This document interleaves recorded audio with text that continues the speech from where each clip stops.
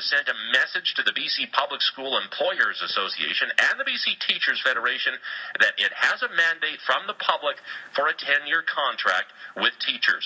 The letter from Deputy Education Minister James Gorman comes just as the two sides are about to resume contract talks. So where do we go from here? Now, we were hoping to speak with Susan Lambert, President of the BCTF. She's not available, but do welcome to the show Glen Hansman, incoming Vice President for the union. Mr. Hansman, good afternoon. Thanks for having me. I'm afraid it won't be as exciting as alien abductions and the Nothing is. Nothing is, really.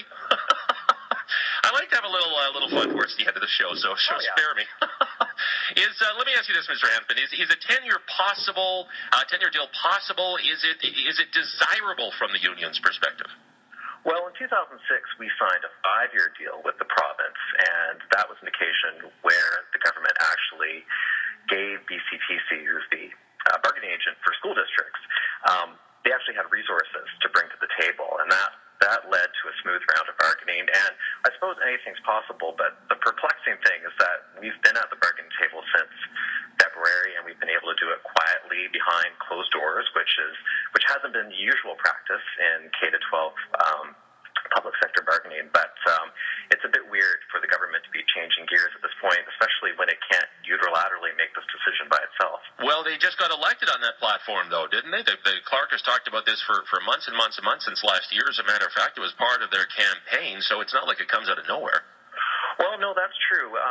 However, both parties, the actual people at the bargaining table, BCTC and the BCTF, reached a positive framework back at the end of January that we negotiated in December that set the stage for this round, and we have timelines in place in terms of putting objectives at the table.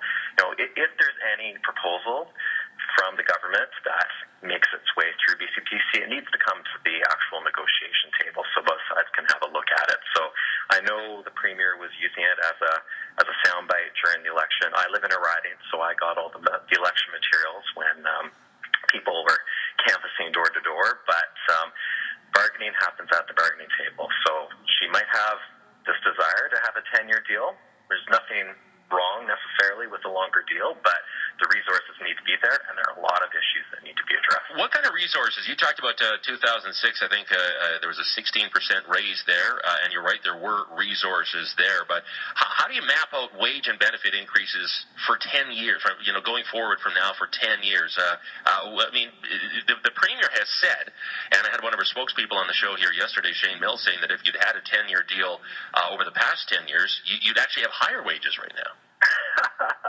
Well, they've never had a 10-year deal on the table. I mean, we have to remember that last spring 2012, the government brought in Bill 22, and that legislation mandated a 2-year agreement. So that's why we're back in bargaining again. So yes.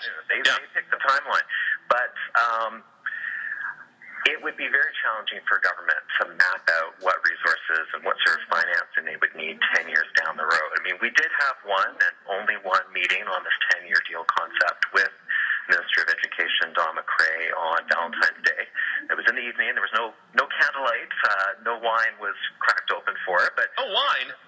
No wine, but we did have a frank conversation about the possibility of a 10-year deal, and the minister at the time didn't seem to think that there were actually any dollars sort of attached to this. So, if they have a proposal, they would have to be able to satisfy the reality that teacher salaries in BC haven't kept up with teachers in other provinces or other public sector workers in other provinces.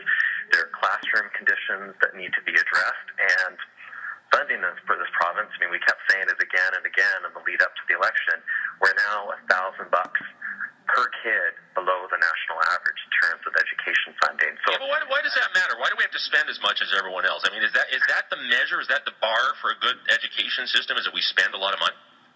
Well, I don't think anyone's asking us to spend a lot of money. I mean, it's not exactly asking for the moon and the stars to try to get to the national average. I mean, it's sort of pathetic in a way, being able to say, okay, we're average. I mean, our class sizes are larger than anywhere else in the country. We have fewer specialist teachers than we had a decade ago, and the kids with special needs designations, they're on the increase, especially with autism. But the sorts of supports that used to be there aren't presently in this province, and we need to deal with some of those things. I don't think anyone expects us to be able to catch up or get back to where we were all at needs to be some incremental plan over the next 2 years. So if you're going to talk about a 10-year deal, then you need sort of a 10-year plan to be able to address all of these things and not leave it towards year 8, 9, and 10. You know, whenever we talk about this stuff, I get accused of teacher bashing, and that's never my intention. I have great respect for teachers, of course.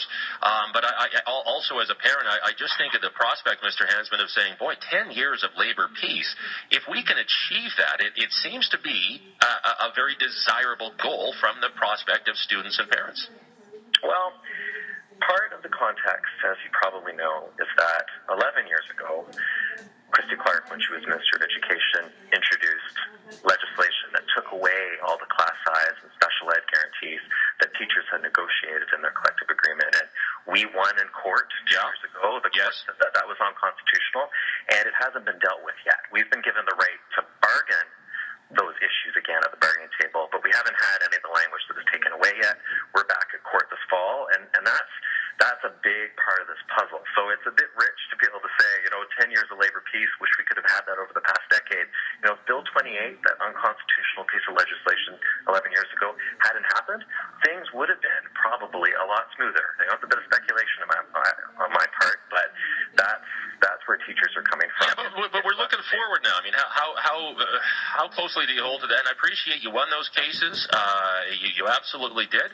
And those issues are back on the table. But now isn't it time to look forward now and move forward? Oh, absolutely. And that's why we've been enjoying this round of bargaining with BCPC so far. The conversations have been productive. You haven't heard about them in the media. We've just been sort of keeping it quiet so that we could have productive talks without government interference. And it's when the actual school districts and the Employers Association could have productive conversations about how things actually work in the system. That's where we make the most progress. So, let me ask you this: what's the union's main goal in this round? Is it higher wages and benefits, or is it to improve teaching conditions, to hire more teachers, more specialists, more librarians, or is it a combination of those? It's a combination. It's not an either or. The agreement we have with BCPC is that we sort of not talk about the actual proposals at the table yet, so I can't get into the specifics. But yeah, we are definitely looking for a fair deal for teachers. Not going to pretend that that's not the case, and that salary is definitely an issue. But it's the classroom conditions that our members are really passionate about as well. What do you last question for you, Glen Hansman? Sure. What do you think happens over the next few months? Do you because as you say, you're supposed to get back to the table here in a few days, and now it does seem like the ground has shifted a little bit. Can you reach any kind of deal over the summer? I mean, what does this mean for kids and students and teachers in the fall?